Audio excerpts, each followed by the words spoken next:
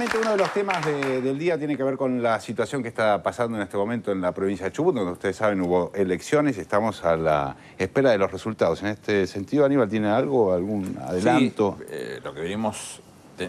primero quiero decir a modo de denuncia, porque esta Argentina ha crecido a la luz del reclamo de un montón de gente que ha entendido que la democracia había que recuperarla en todas sus formas. Había que recuperarla desde el punto de vista de la participación, pero también desde las formas, desde el fondo de cada una de las acciones que se llevaran a la práctica, que eso es también forma. Resulta ser que durante muchísimos años fuimos peleando por encontrar alguna alternativa que nos mostrara que no había nada detrás de esto que era contar votos y saber exactamente lo que sucedía, y aparece la tecnología para salvarnos y tendernos la mano, que es la internet y todo el 2.0 y un montón de cosas que nos permiten ir siguiéndolo, ir palpándolo y saber que dentro de ese marco de la seriedad, de la transparencia, hay actitud cívica, hay vocación de participar, un montón de cosas. Bueno, el gobierno de Chubut ha impedido que eso suceda junto con el Tribunal Electoral, y nosotros no podemos seguir por internet lo que está sucediendo en ese momento. No, los resultados que lo estamos viendo lo están dando cada tanto, no nos muestran la carga como va siendo efectuada en ese momento, y esto es retroceder 30 años. Entonces hay que decirlo enfáticamente. El gobernador que él decía de pico que quería que haya voto electrónico, que pretende ser candidato a presidente, que nos iba a ganar por 30 puntos, hasta este momento con el 32 de las mesas escrutadas, vamos 38-68, el Frente para la Victoria contra 38-18. Yo recuerdo que él, en la ocasión de la elección del 2007 sacamos 76 puntos, con lo cual el Frente para la Victoria no existía en ese momento. Nosotros acompañábamos al gobernador. En este momento estamos participando de la forma en que estamos participando. Él no nos ganó por 30 puntos, muy por el contrario, todavía seguimos estando arriba. Una elección muy reñida, pero estando arriba en esta discusión y soportando esta falta de respeto deleznable en cuanto al crecimiento democrático de los argentinos. ¿Eso ha pasado, por ejemplo, con la provincia de Catamarca? ¿Pasó en otras elecciones? No, pero además se las hago más fácil, vayamos al absurdo. ¿Ustedes se bancarían una elección nacional donde el ministro del Interior no les ponga el seguimiento de la carga de los datos online? Nadie se lo bancaría, el lío sería superlativo. Entonces, ¿por qué tenemos que impedirnos de ver lo que va sucediendo segundo a segundo con la carga en la provincia de Chubut, que es tan importante como cualquiera?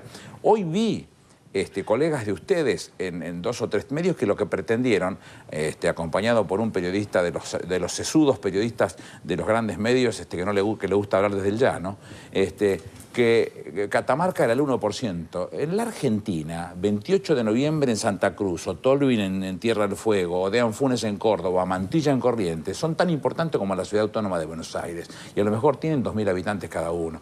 Entonces, en ese Estado federal que nosotros defendimos y que no nos ponemos colorados cuando definimos que es Estado federal, todos valemos por lo mismo. Entonces, eso de que nos vengan a decir que por Catamarca es el 1% o porque Chubut es el 1%, no tienen importancia, es una importancia superlativa como el que más. También queremos discutir por eso.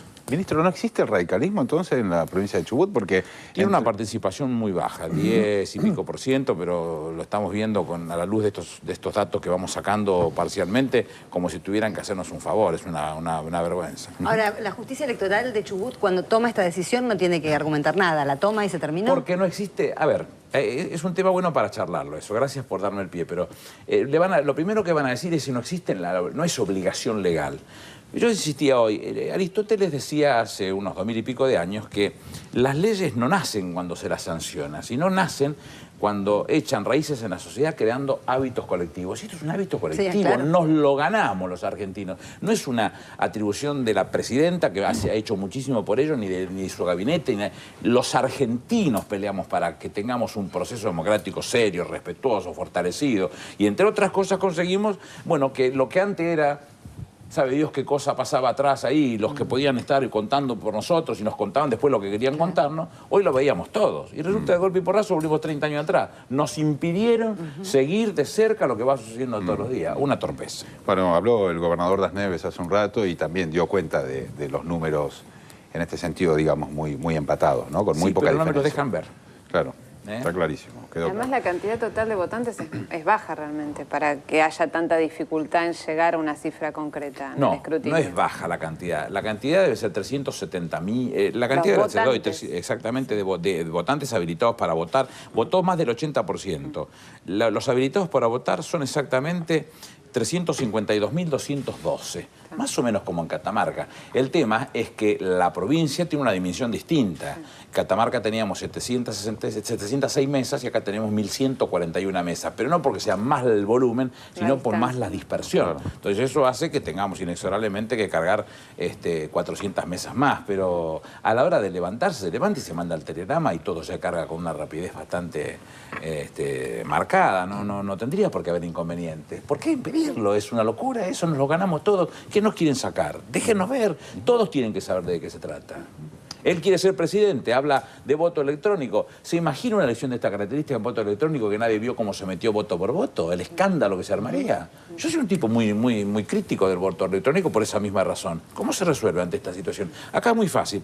Hay que agarrar una actita de esta característica, son 1141, la pones en la mesa, agarras el borde del diario y una calculadora de mano y te pones una por una. El resultado te digo, ¿qué te digo? No hay discusión acá.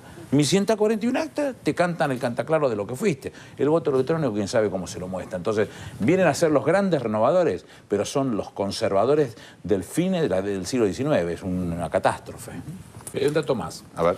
En el caso respecto de la posición de nuestra presidenta, que se bancó todos los palos desde el primer momento, que discutió palmo a palmo porque Federico Engels decía hace 140 años o 150 años que el último esclavo en liberarse va a ser la mujer. Y en esto es el esclavo de las propias discusiones y las peleas que tuvo que dar para poder demostrar la capacidad para poder administrar. En la Argentina no hay nadie que lo pueda administrar. La única persona, por eso digo que es inevitable la candidatura de Cristina, es Cristina. Tuvo que dar demostraciones de todo característica, proyectarse en nivel internacional, pagar deudas a lo perro que no contrajo, y todo ese tipo de cosas demuestran hoy que no solamente se ganó en Catamarca y estamos discutiendo palmo a palmo para ganar en Chubut, sino que en las dos le lleva el doble al candidato a gobernador. Y en este caso, este gobernador que pretende ser candidato a presidente le lleva el doble, Cristina, en Chubut. A ver, ministro, hay una lectura que aparece como fácil en principio, que es, publican una mentira y el mundillo político, periodístico, etcétera, se engancha de esa mentira durante todo un día, inclusive la propia de los que CGT. se engancharon no lo hicieron de inocentes. No hay inocentes en esto. Hay una vocación. Yo no tengo mucha vocación de charlar esto porque es un tema que el gobierno no tiene por qué participar. En definitiva, la justicia sabrá lo que tiene que hacer, pero en este caso, el bochorno de las cosas que van sucediendo a uno no lo pueden dejar afuera. Además, yo nunca he negado mi amistad personal con Hugo Moyano, con lo cual me comprenden las generales de la ley. Pero no solamente la mugre que presenta Mañeto, el impresentable de Mañeto, que nos tiene acostumbrado a esta mugre, sino los alcahuetes pagos por Mañeto para hacer ese tipo de acciones. Pero además de eso, los brazos se estiran hacia todos lados, porque en el propio portal de la Corte Suprema de Justicia decía que el fiscal había accedido a la requisitoria.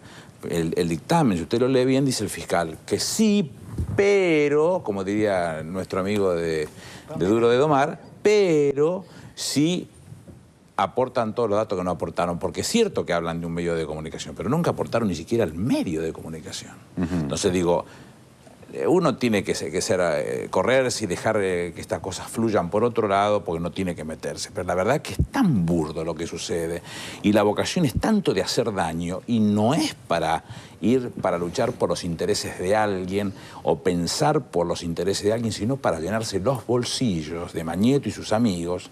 La cosa mucho más preocupante todavía.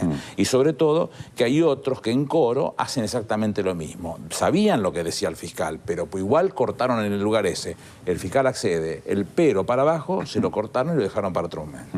A ver, Ricardo. Tenemos un combo que es bueno desagregarlo. Coincidimos con tu análisis, yo coincido con tu análisis. Pero, a ver, el negro, yo no voy a defenderlo porque se defiende solito. Absolutamente, Grande, sí. se defiende solito, pero digo, da bronca que te castiguen todos los días, sí, pero a todos, ¿eh? Yo tengo el lomo hinchado a golpes, y la presidenta Yo tengo el lomo de 5 pulgadas, la presidenta tiene 85 pulgadas. Ustedes han visto barbaridades, atrocidades. Sindicar a su hijo cuando era el hijo el yerno de un periodista conocido, mostrar a su hija, dañarlo a Néstor, mostrar a la presidenta con un ojo morado como si lo hubiesen golpeado. Las barbaridades que este inmundo de Fontevecchia ha hecho para dañar la imagen de la presidenta no tiene límite. ¿Y cuál fue el gesto de dureza que hizo la presidenta ante eso? Ninguno.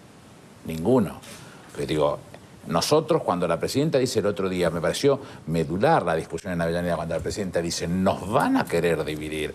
La primer gran estrategia nuestra y el primer gran desafío para los que nos llamamos dirigentes, porque por eso nos llamamos dirigentes, porque tenemos, se supone, una preparación, un temple, una capacidad distinta que el hombre común. Néstor solía decir eso, somos comunes con responsabilidades diferentes. Bueno, esa capacidad diferente, esa responsabilidad diferente nos tiene que mostrar, y por ahí sea eso lo que el negro llamó a la reflexión cuando dice suspendemos el acto. Es decir, no da para eso. Tenemos que ver qué le sucede al resto de la sociedad, qué pasa con el resto de la sociedad. Bueno. Y como dirigente tenemos que saber bancar otro nivel de juego que no tendría por qué soportarlo el hombre de la mujer de a pie, ¿no? Bueno, recién, ministro, escuchábamos que Cristina decía, bueno, que no nos van a dividir. Usted contó recién que es amigo del negro Moyano. ¿Quién es el que es enemigo de Moyano en el gobierno? ¿Cuál es el enemigo de los argentinos? Es Clarín, todo este tipo de poderes reales que existieron toda la vida y que condicionaron a los gobiernos, que extorsionaron a los gobiernos, que apretaron a los gobiernos. El famoso concepto de las 5 tapas y te vas a tu casa. Este tipo de acciones que pocos o ninguno se animaba a plantarse y a decir las cosas como son. Fue Néstor el primero. Yo he contado esta historia acá cuando él me llamó siendo ministro del Interior y me comentó que iba a hablarle al país para pedir que la Cámara de Diputados comenzara la acusación a los ministros de la Corte Suprema de Justicia, porque había que terminar con esa corte.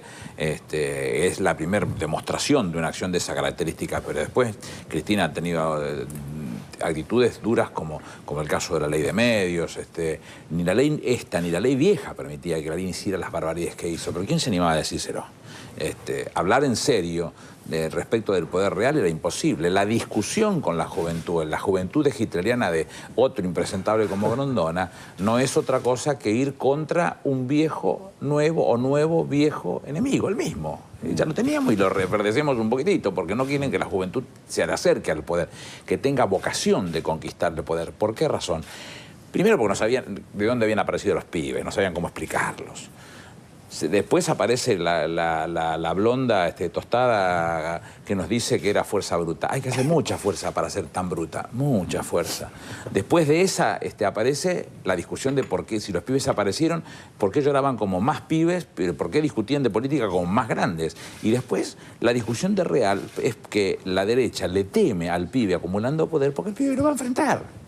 Entonces, esta es la discusión que estamos viendo. Entonces, todo lo que estamos presentando nosotros, la discusión de una presidenta que lo primero que imaginaron ante la muerte de Néstor era la debilidad, entre comillas, debilidad de la presidenta, porque siempre fue débil. Lo que pasa es que él estaba atrás y él era el que manejaba todo. Entonces, ahora se fue el que manejaba todo y, bueno, nunca fue eso así. Entonces, se les terminó rápidamente, porque como nunca fue, no había que hacer mucho esfuerzo, había que seguir haciendo lo que se venía haciendo. Entonces, las discusiones vienen por otro lado, pegarle a los ministros, pegarle a la Confederación Federal del Trabajo, pegarle al sistema, porque lo que decía Ricardo recién, ese sindicalismo con defectos, con virtudes, con un montón de cosas, ha sido también el límite en muchísimos casos del exceso que el capital concentrado, que los grupos monopólicos, que lo que hoy le llama la atención a todo el mundo. Yo, siendo ministro de Trabajo en el 2000, firmaba los fraudes laborales por lo que ellos llamaban cooperativas. No quiero utilizar el nombre porque parece que uno se tira contra la cooperativa. No eran cooperativas, eran truchos